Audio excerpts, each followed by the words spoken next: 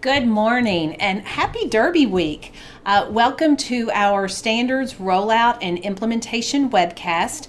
My name is Krista Hall and I serve as the Director for Program Standards. And today I have Maggie Doyle with me and she serves as our Secondary Mathematics Consultant. This series of webcasts focuses around the initial steps for planning your school and district rollout plans with the Kentucky Academic Standards, as well as introducing those initial resources that we have to help support that work. And so in our very first webcast that we did, we talked about the teams that you would need in your districts and schools to help roll this out. Last week, Mickey Ray joined us to go into more depth about the reading and writing standards. And then today, Maggie is going to do the same thing with the mathematics standards. Once again, if you have any questions during today's session, please go to gosoapbox.com and the access code is OTL. We will address any questions at the end when Maggie completes her message today. So we look forward to hearing it. You ready? Thank you. Great, thanks. So I want to begin just really quickly by saying that I just became a math consultant at KDE in January. So prior to that, I was so lucky to get to serve as one of the classroom teachers who worked on the standards revision process. So I'm really excited to get to share with you guys today about the professional learning for the Kentucky Academic Standards for Mathematics.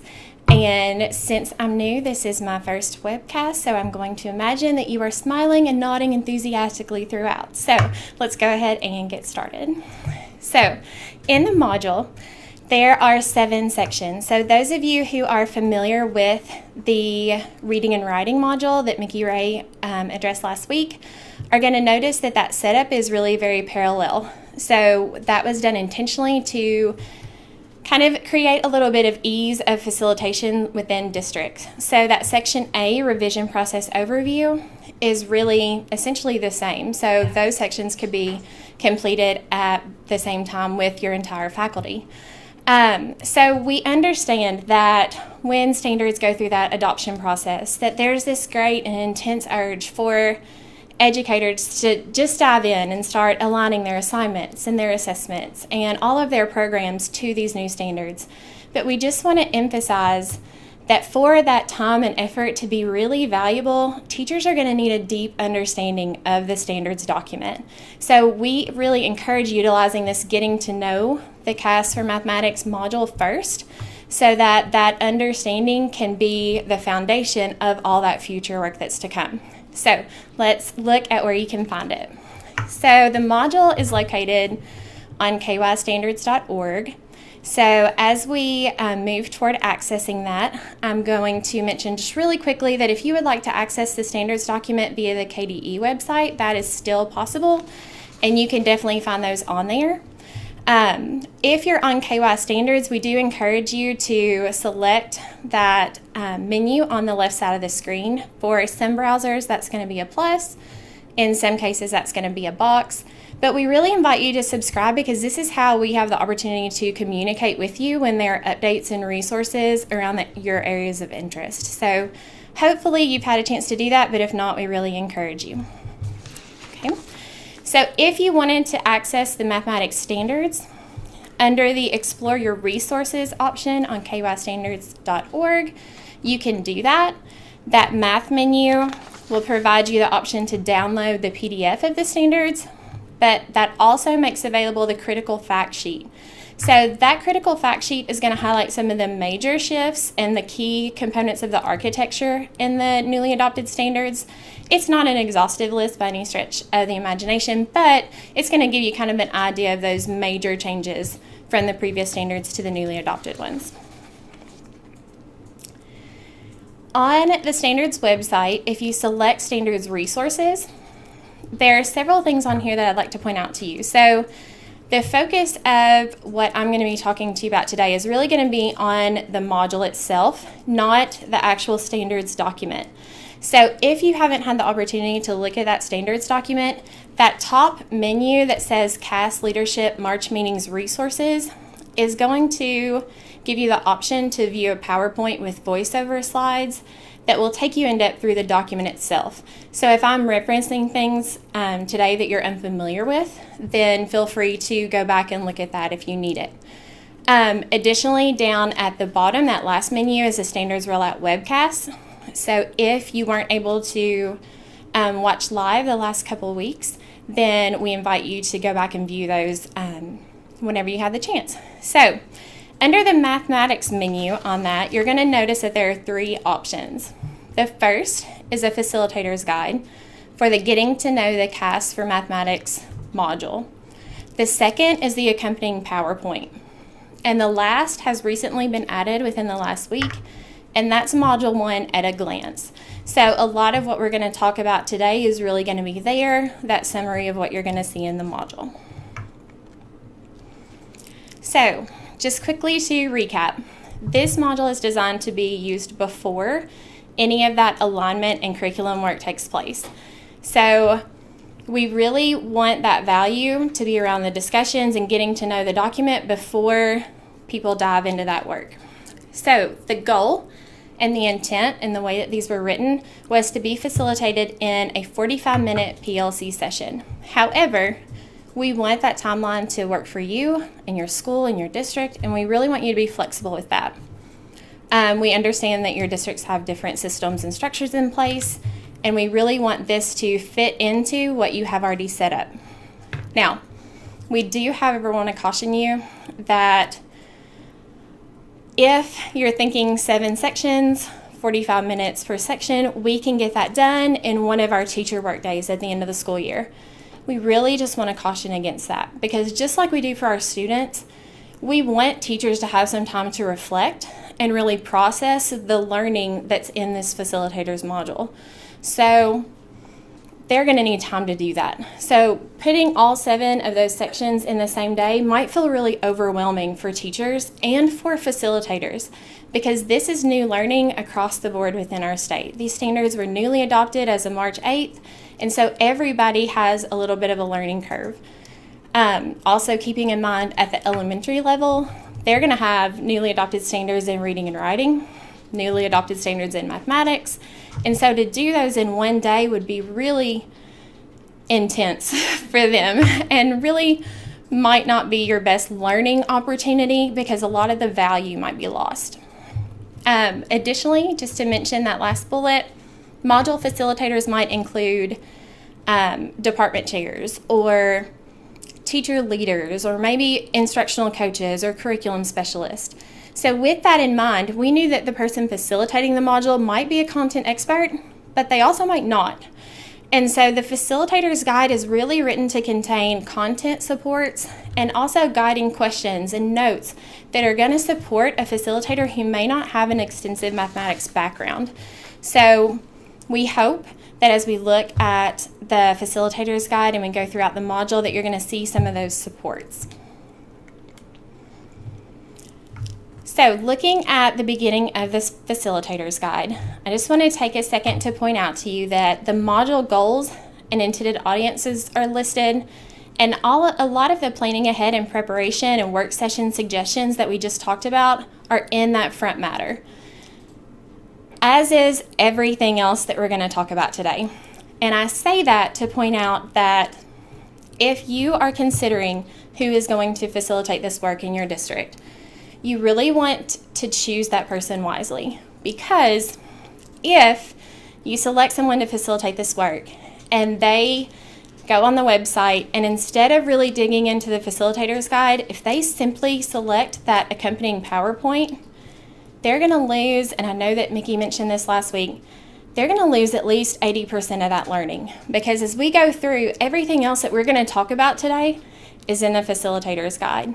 We're going to talk about several things that are embedded to support teachers moving forward, and they're never going to get that experience if they only use that accompanying PowerPoint. So not only is your facilitator not getting that learning, but neither are all of their participants. And so we really wanted to take this opportunity to say, this is really important learning that we're hoping that teachers across the state will receive. So in the module overview, under the materials, you'll see that this module is going to include the facilitator's guide, the participant guides, any handouts that are needed, and also, again, that attached accompanying PowerPoint. And those are all available in KY Standards, which we just went through. And looking down there at the goals of this module are to build a shared understanding of the Kentucky Academic Standards for Mathematics across the state. So as educators, we understand the value of learning by experiencing. So we've built in discovery tasks. So those participant guides that are listed under materials, those are for those discovery tasks. And those discovery tasks were intended to support educators as they plan to design instruction and for them to get to experience how their design choices should really be reflected in student experiences across Kentucky.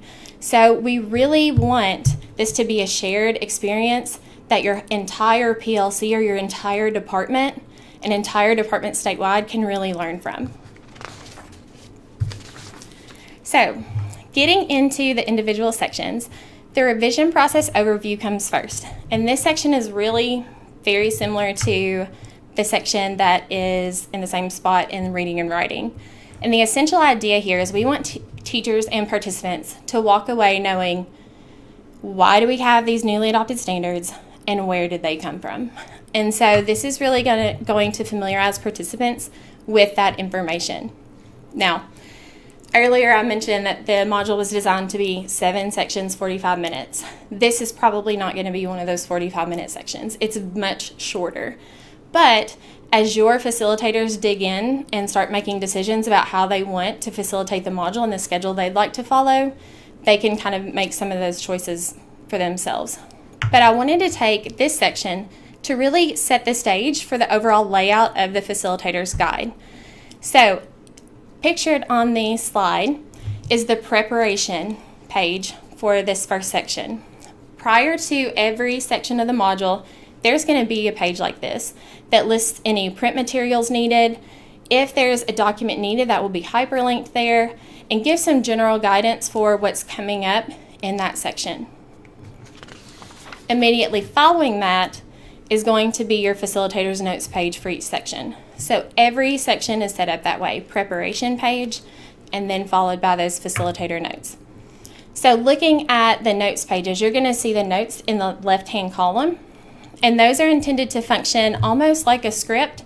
But again, we want your facilitators to really take ownership of this process and be flexible within that. So if they have a lot of content knowledge, there might be some things in there that they want to modify, and we want them to feel free to do that. That accompanying PowerPoint slide is always going to be there pictured on the right-hand column.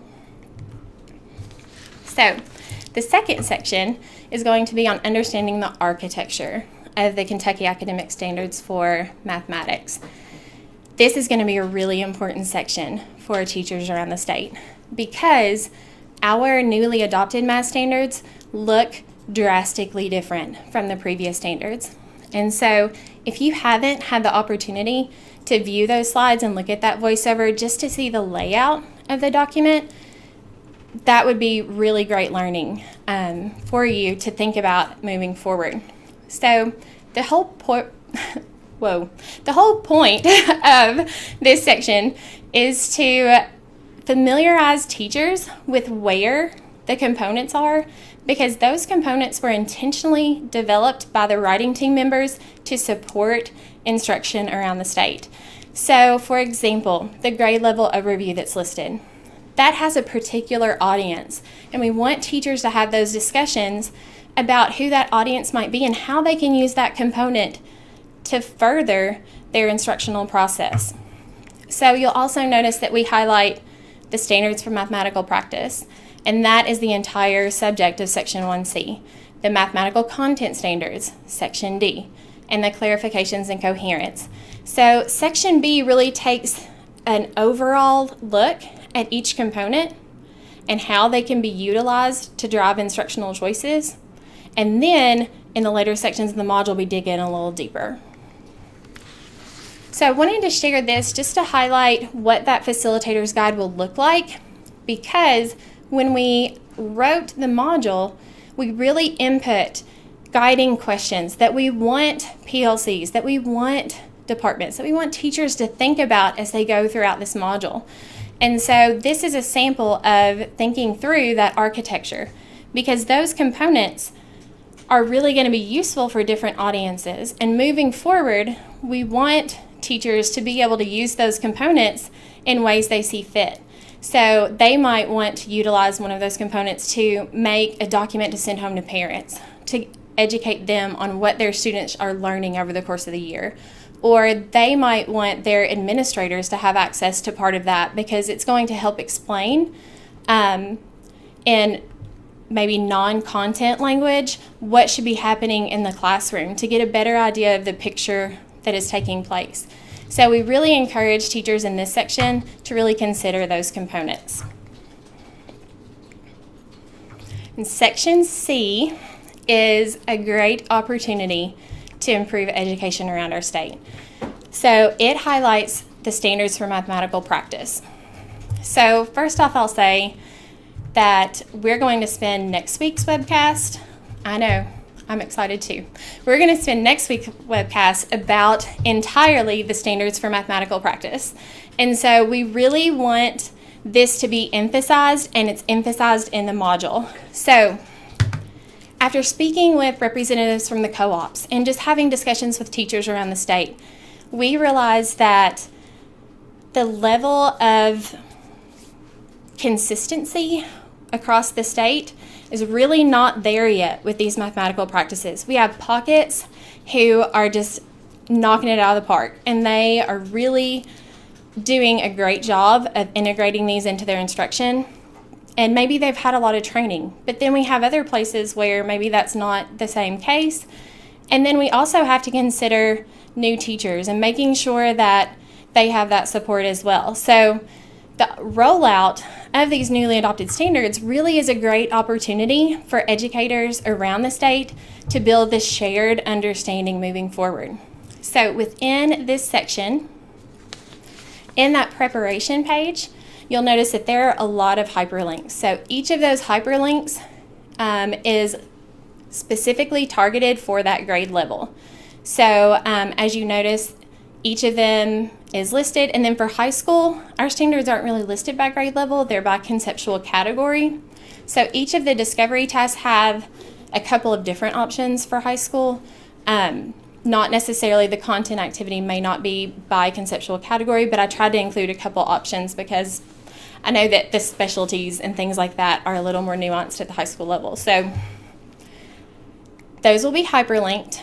And I wanted to just show you a sample of what a discovery task will look like. So on the screen, you're going to see a sample of the participant page for the discovery task within the math practices. So participants are going to get 8 tasks. And then this is where we want them to live. We want them to have some discussions in their PLC. We want them to get to talk about which of those practices is really targeted by each of those activities. And we understand, and we hope that teachers throughout their discussions will understand that this may not be cut and dry. This is not going to be black and white, because a single task can really engage multiple practices. And that's a really important conversation to have. And then also, with each discovery task, there's a facilitator's guide page. So that's going to function almost like an answer key. But we really want to convey the understanding that this is not a right or wrong situation. This is a learning experience. And the value in this task is the discussion amongst colleagues about, well, I think it really engages with that task. Well, could you engage with another task? Could you change how you wrote a question to really be intentional about engaging with a task that maybe you don't use as often in the classroom? So just understanding that as educators, sometimes we have our comfort zones and we gravitate back to what makes us feel more at home. But our students really need the experience of getting a well-rounded mathematical thinking process as they go throughout their instruction. So the value here is going to be in that discussion with your colleagues and just considering things that you might not have considered before. within section D of the module. The goal here is really for educators to get an understanding of grade level expectations. So if you are unfamiliar with the opportunity myth, I would encourage you to look back at that KDE standards link where we talked about the March rollout sessions, because there's a section in there that's a PowerPoint and voiceover on the opportunity myth. But within the opportunity myth, those grade level expectations are really highlighted. We understand how important those are. And with that understanding, we know that students will never get and never meet grade level expectations if they're never given a grade level assignment. They don't even have a chance. So along that same thinking, if the expectation is that educators across the state are giving grade appropriate assignments, they need time to develop that thinking about what is grade appropriate and making sure that they have that learning before they move on. So within this section, on that preparation page, you'll notice again hyperlinks, again by grade level. And this task is going to be almost a mini task alignment. So what we've done is we've used the student work library from TNTP, and we've looked at a strongly aligned assignment, a partially aligned assignment, and sometimes a weak or not aligned at all assignment. And teachers are led through the process of how well does this align with the newly adopted Kentucky Academic Standards for Mathematics. So they're really going to dig into their content standards specific to their grade level and really start looking at some of those nuanced things that they might not have considered before. And just to kind of reiterate, the reason that this was designed in the PLC setting is because we understand how valuable those discussions can be when you're in a collaborative, safe environment and there's not any judgment. Everyone is working to get better together. So it doesn't matter how long you've been in education, there's always more to learn. And I know that in December, before I left to come here, I talked to my next door neighbor who was a first year teacher, and I told him, you made me better this year because I learned so much from you. So what we want is not for teachers to go through these tasks and say, oh, I got this one right, or I got this one wrong, or all my lessons are right, all of them are wrong. But how can we support each other? What instructional choices can we make moving forward so that our students get really the best learning experience they can, and we are collectively building this shared understanding of this document. In section E, we want participants to understand how they can utilize the clarifications. I know this has come up a lot in some of the feedback that we've gotten, and people just keep mentioning to me about how many ways they could use them. They could use them to communicate with an administrator when they're doing a walkthrough or an observation about what's happening in the classroom, or they could turn them into student-friendly learning targets. But also in this section, because they're located together in the architecture of the document, are the coherence, is a focus on the coherence, and that's going to be the vertical and horizontal alignment within the standard. So the task in this section actually came from Erin Chavez, who's our elementary math consultant here at the department, and this task has a lot of power to make a big impact on instruction in your district if it's utilized in this shared environment as a learning process. So one of the things that we've done is we've included every standard in the entire document. And in my perfect world, it would be great if every district had the opportunity and the time to go through every standard and look at them and have those conversations about what grade level they're taught at, making sure that they're thinking along the same way and finding those connections among the standards. But I also understand that the reality is the systems and the structures that are in place in your district may mean that you don't have enough time to do that. And I get it. So in the facilitator's guide, there are examples of ways that this activity could be modified to fit this PLC, this 45-minute session. So if you are short on time, there's a suggestion for how it could be adapted. If you are specifically at the high school level and you have some considerations there, there are some suggestions for how that can be accommodated as well. So section 1F is a place where we highlight the front matter and the appendices. So these are often overlooked places where there's a lot of valuable information. So specifically here, we talk about mathematical fluency, the modeling cycle, and then some often overlooked tools for K-5 educators as they design instruction around adding, subtracting, multiplying, and dividing in word problems. So this section is also a little bit shorter. There isn't a discovery task, but we were lucky to have one of the other members of the standards revision team, Dr. Jenny Bay Williams from the University of Louisville, come in and do a fluency video with us. That was my first experience on camera here at KDE. It was magical. So, moving forward, I hope that you enjoy it.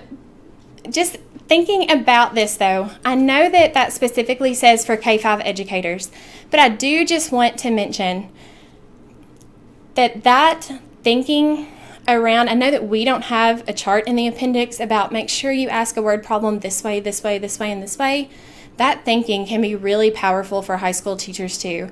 And so I've kind of included a snippet in that facilitator's guide to kind of highlight that thinking process. And reflecting upon my own practice, I think that if I had been more intentional about considering some of the things that are in this section of the module, then I probably would have been a better teacher when I was in my classroom. And finally, we have the wrap up and next steps section. So we understand that by the time people have gotten here in the module, they've gotten to know the Kentucky Academic Standards. So this section is all about how do we take that relationship to the next level.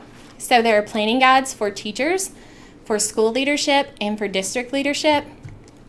Just to give you a picture of what that might look like, this includes a planning guide that utilizes the NCTM principles to action. And our real theme of this section is that actions determine impact. So the standards document, and I know Mickey Ray says this so much more eloquently than I will, but is that the standards document is just a document. And it's those actions and those intentional instructional choices that we make based off our understanding of that document moving forward that are really going to be where we see those improvements in student outcomes. And so we really want teachers to be empowered here. So there are some things that have probably come up throughout this module and they're like, oh, we've got to do that, we've got to do that. But this is really their place to plan. Do we have the capacity to do that ourselves? Is that something that we can do and we just need time? Or do we need more professional learning on that? And then to also think about which next step needs to come first. So out of those things that we came up with, what can we do next? So that it's really not an overwhelming process. And then the very last thing, and we hope that you will emphasize this within your schools and districts, is we have a feedback survey linked there. And within our division, we understand that the way that we improve student outcomes is through the support that we provide locally to schools and districts. And so we want to make sure that our time is spent devoted to the places where teachers need the most support. And so that feedback survey will allow you to tell us instructional practices maybe that you need support with, but also specific content areas. And so we are really excited to use that feedback moving forward and guiding the work that we are doing. And so we hope that you'll really emphasize that and encourage your teachers and your facilitators to fill that out based on the needs of your district. That's it. Great. Well, thank you, Maggie.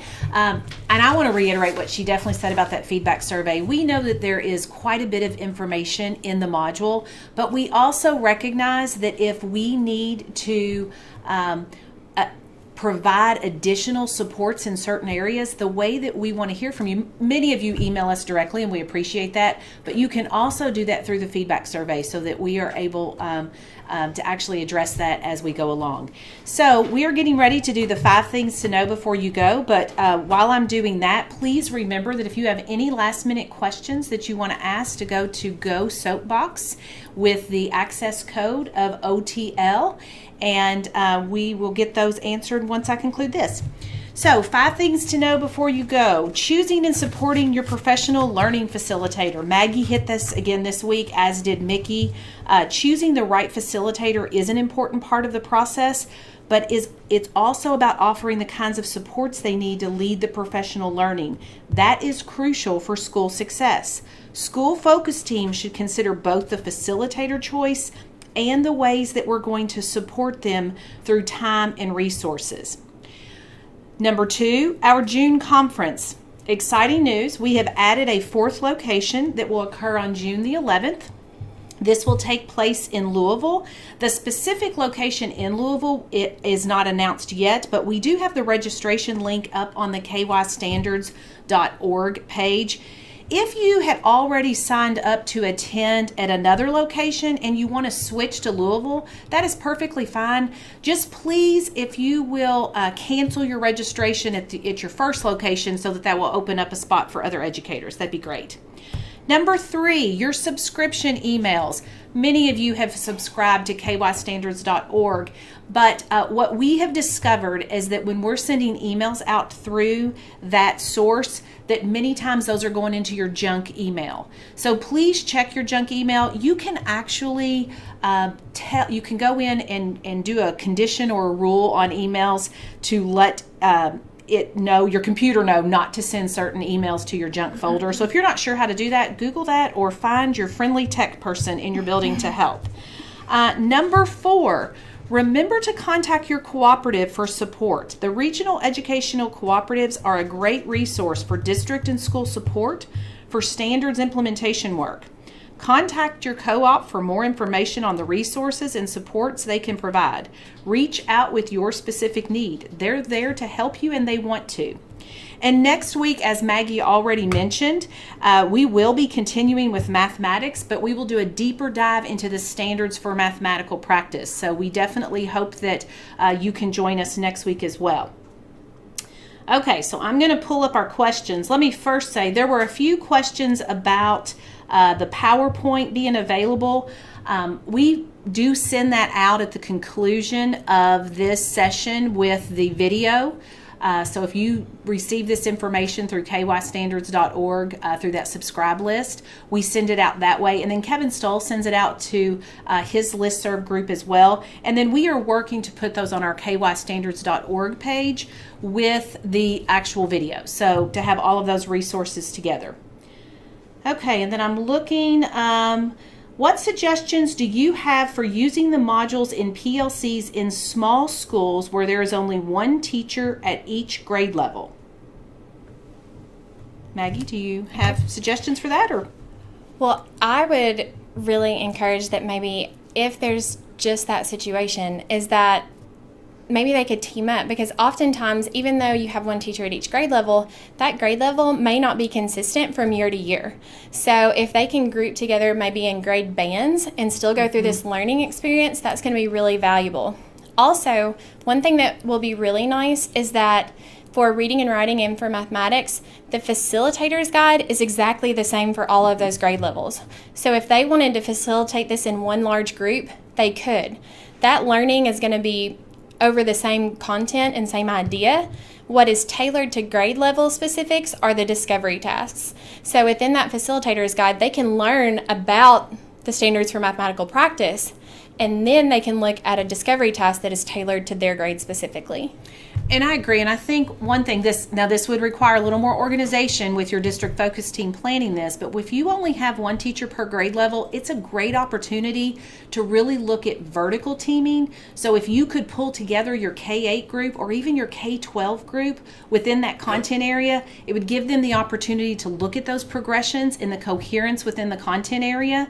And as Maggie was saying, as you're going through that facilitator's guide, the structure is the same regardless of the grade band or grade level. It's just there are different examples for the specific grade level. Okay, any additions?